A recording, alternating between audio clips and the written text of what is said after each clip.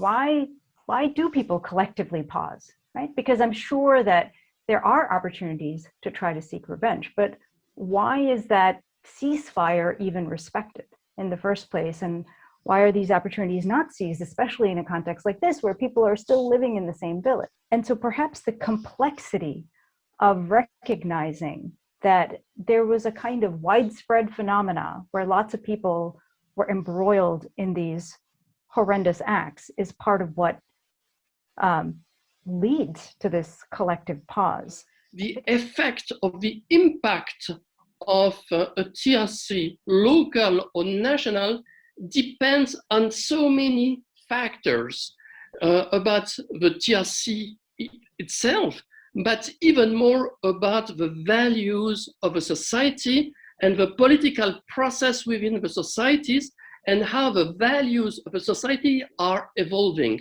Sometimes people said, no, I don't forgive you for what they did. We collected some qualitative information about this, and we found, in most cases, like 60% of the cases, people actually said, yes, I forgive you then and there amongst the ceremony participants, but it didn't always happen. So maybe we should separate in our minds what it means to not seek revenge versus what it means to be willing to forgive in that setting.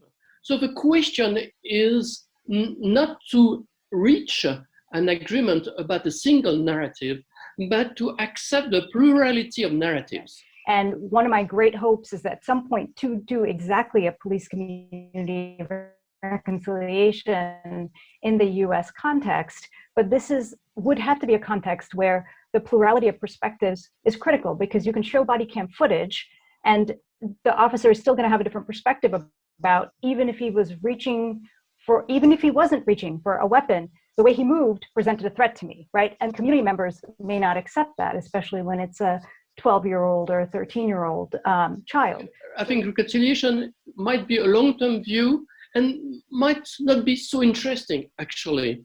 What is important is basically sharing the same space without resorting to violence.